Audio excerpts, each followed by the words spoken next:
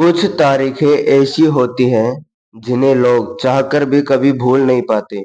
तेलंगाना के संगारेड्डी जिले के अमीनपुर मंडल के राघवेंद्र नगर के लोगों के लिए 27 मार्च 2025 ऐसी ही एक तारीख थी। उस रात जब पूरा मोहल्ला गहरी नींद में सो रहा था, तब एक घर के भीतर कुछ ऐसा हुआ था जिसकी किसी ने कल्पना भी नहीं की ना ही की थी। और घर में मौजूद 3 मासूम बच्चे रात को खाना खाकर सो जाते हैं, लेकिन उनकी कभी भी सुबह नहीं हो पाती है।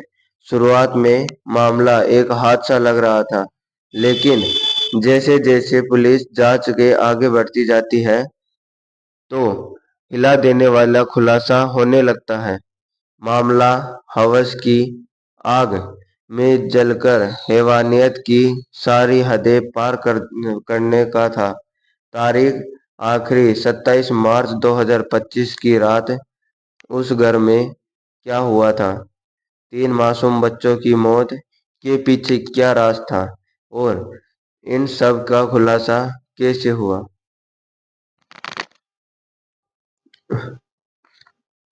चलिए जानते हैं। सुबह कुछ डि- डिटेल से डिटेल से इस वीडियो में यकीन मानिए। यह एक ऐसी घटना की कहानी है जिसकी सच्चाई शायद आपको भी रुला देगी और आप भी गुस्से से भर जाएंगे। तो वीडियो में अंत तक जरूर देखना। और आगे बढ़ने से पहले क्राइम की कहानी चैनल को सब्सक्राइब जरूर कर लेना और लाइक जरूर कर देना।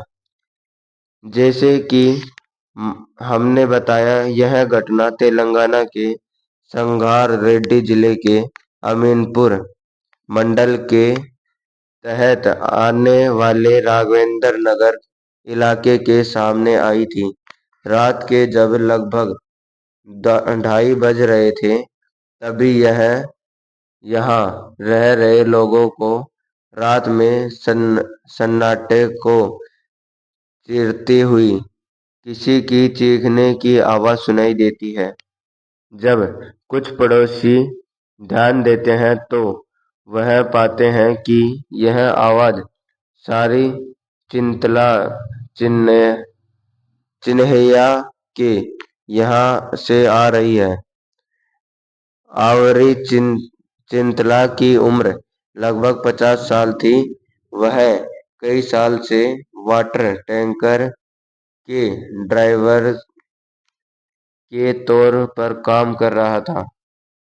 जब लोग आवरी चिंतला की आवाज सुनकर उसके घर की तरफ भागने लगते हैं, तो वह चिल्लाते हुए लोगों से कहता है कि आप लोग मेरी पत्नी को बचा लो, उस उसे तुरंत अस्पताल ले चलो, नहीं तो वह भी मर जाएगी। पूछने पर वह लोगों को बताता है कि पत्नी को अचानक बहुत तेज पेट दर्द हुआ है। जब लोग घर के अंदर जाते हैं तो देखते हैं कि वास्तव में अवरी चिंतला की पत्नी अवरी चिंतला रंजीता उर्फ लावण्या दर्द के मारे जोर जोर से करा रही थी। लावण्या की तड़प को देखकर एक पड़ोसी भागकर अपनी गाड़ी लेकर आता है। लावण्या को अस्पताल ले जाने के बाद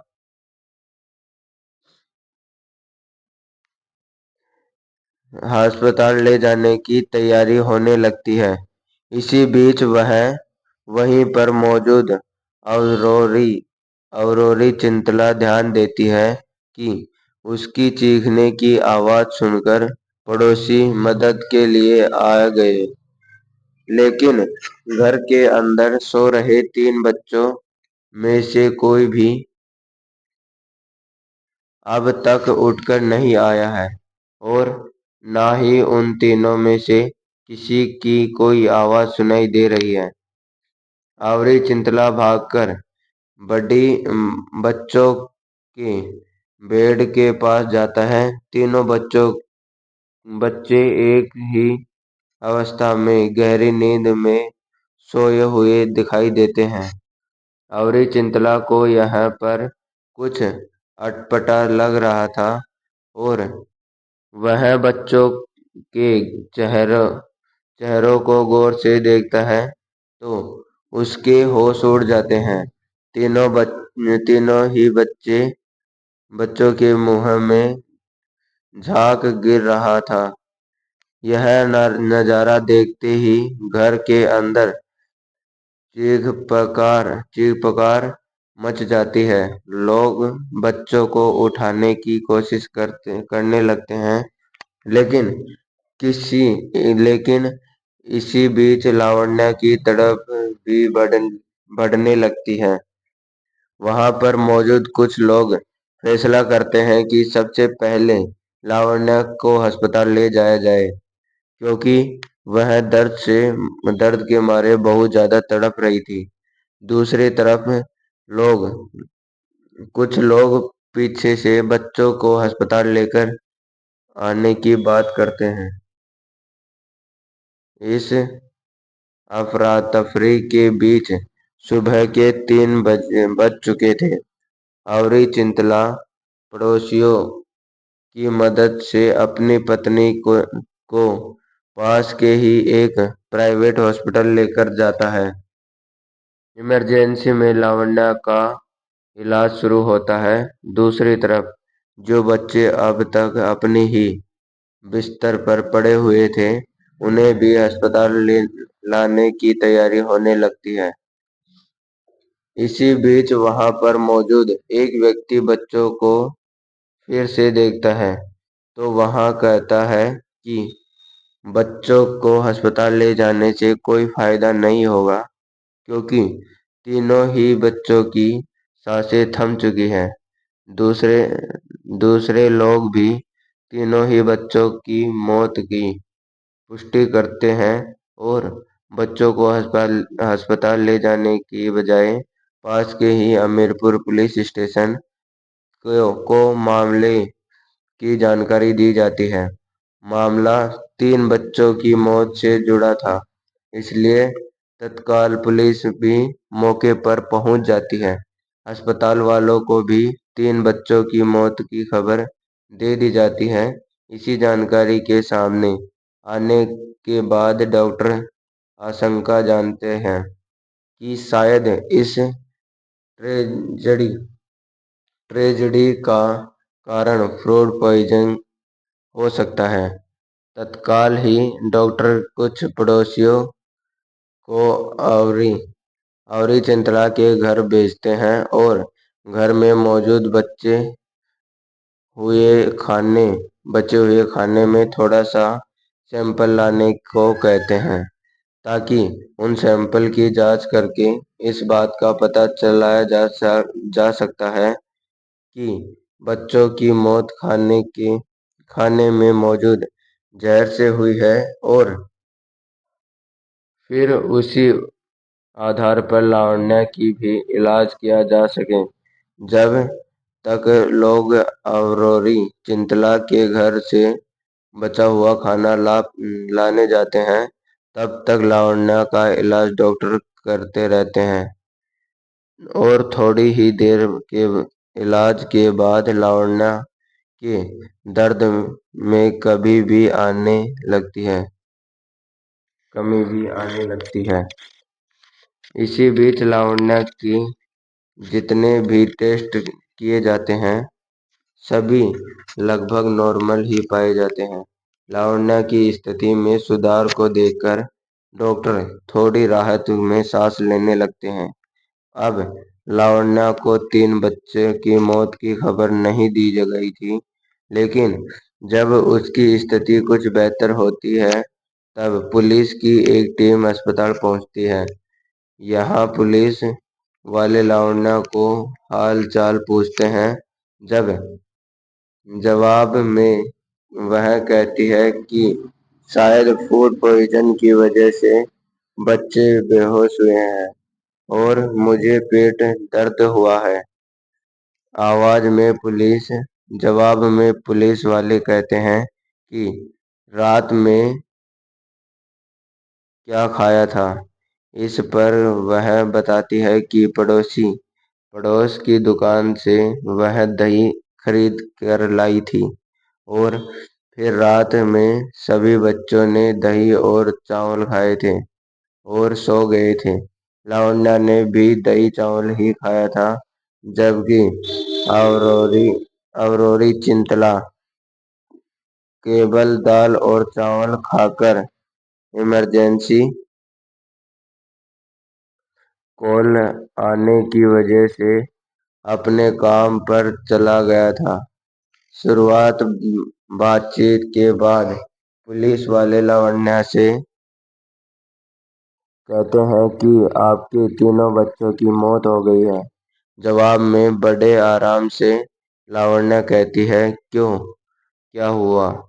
एक माँ का 3 बच्चों की मौत की खबर पर इतना साधारण रिएक्शन देखकर पुलिस वालों को का माथा ठनकता है। एक आम आदमी भी 3 मासूम बच्चों की अचानक मौत की खबर सुनकर शायद भावुक हो जाएगा, लेकिन दावों के मुताबिक लावण्या के चेहरे पर किसी तरह के भाव नहीं दिखाई देते हैं और ना ही वह बच्चों की मौत की खबर से दुखी या सरप्राइज सरप्राइज सरप्राइज नजर आती है। फिर भी पुलिस वाले कुछ अलग कदम उठाने की बजाय सिंपली सोचते हैं कि शायद बच्चों की मौत की वजह से लावण्या सदमे में चली गई है और वह रिएक्ट नहीं कर पा रही है कि इसलिए पुलिस वाले आगे बिना किसी कार्यवाही के डॉक्टर को इलाज जारी रखने की कहते हैं। इधर बच्चों का शव को पुलिस की एक टीम गांधी अस्पताल लेकर आती है ताकि उनका पोस्टमार्टम किया जा सके और पता लगाया जा सके कि वास्तव में बच्चों की मौत कैसे हुई है। तब तक पुलिस क्राइम सीन का मुआयना मु- मुआयना करने करने फिर से जाती है। पुलिस वाले देखते हैं कि तीनों बच्चों की बॉडी बेड पर बिल्कुल सीधा अवस्था में एक के बाद एक रखी हुई थी। अगर मान लिया जाए कि बच्चों की मौत फूड पॉइजन की वजह से हुई है, तो फूड पॉइजन खाने से पेट में दर्द होता है, बेचैनी होती है। ऐसी अवस्था में बच्चे शांत रहने की बजाय तड़पेंगे और बिस्तर पर ही एक स्थिति में नहीं पड़े रहेंगे। आखिर ऐसा कैसे हुआ कि वह खाना खाकर लावण्या पेट दर्द से चीखने चिल्लाने लगी, जबकि बच्चे खामोश हुए? यह पहला मौका था जब पुलिस वालों को मामला फूड पॉइजन से अलग कुछ और अलग लगने लगता है। फिर फिर भी पुलिस वाले डायरेक्ट कुछ एक्शन लेने की बजाय बच्चों का पोस्टमार्टम की रिपोर्ट की और घर से जब्त किए जाने वाले खाने के सैंपल की रिपोर्ट का इंतजार करने लगते हैं। जब घर से जब्त किए गए खाने का सैंपल की रिपोर्ट की जाती है, तो पाया जाता है कि खाने में किसी तरह की कोई जहर नहीं पाई जाती है। खाना पूरी तरह से सेफ था।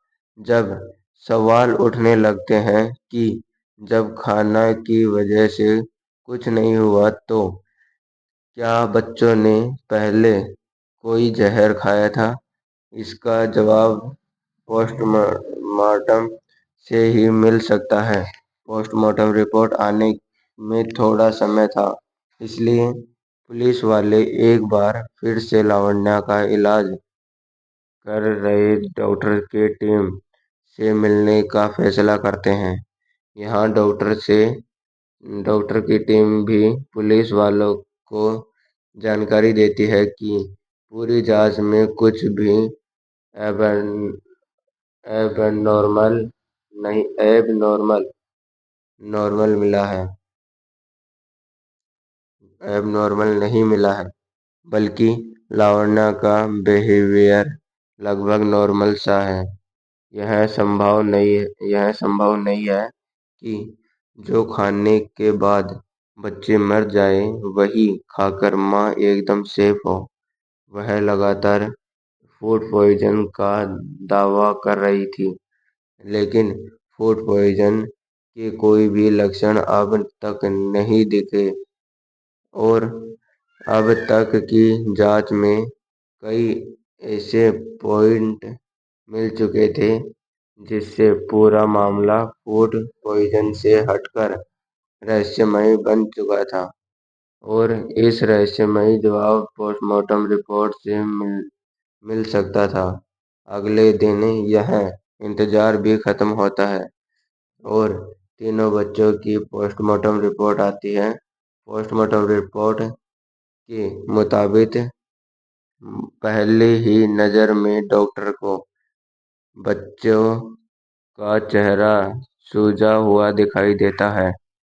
ऐसी सूजन अमूमन फूड पॉइजन की वजह से नहीं, बल्कि दम घुटने की वजह से आती है। बच्चों के शरीर के अंदर से जो खाने के अंश बरामद किए गए जाते हैं, उसमें भी किसी तरह की कोई जहर नहीं पाया जाता है। आंतों में किसी तरह के दूसरे जहरीले पदार्थ नहीं पाए गए थे, ना ही किसी तरीके के इन्फेक्शन के लक्षण पाए गए थे। इससे उल्ट बच्चों के मुंह और नाक के आसपास संघर्ष के निशान थे। यह इस बात का संकेत था कि बच्चों के मुंह और नाक को किसी चीज से दबाया गया, जिस कारण बच्चों ने बचने के लिए संघर्ष किया, लेकिन वह नहीं बच पाए। जांच के दौरान डॉक्टर पाते हैं कि बच्चों की आंख की अंदरूनी नसें फटी हुई है और खून के धब्बे आंखों में साफ दिखाई दे रहे थे। आंख में खून के ऐसे धब्बे अमूमन तभी दिखाई देते हैं जब किसी की जान अचानक दम घुटने की वजह से होती है। और हमारी पूरी वीडियो की जानकारी लेने के लिए हमारे इस चैनल को लाइक और सब्सक्राइब कर लेना। आपका क्राइम वीडियो वाला चैनल। जय हिंद।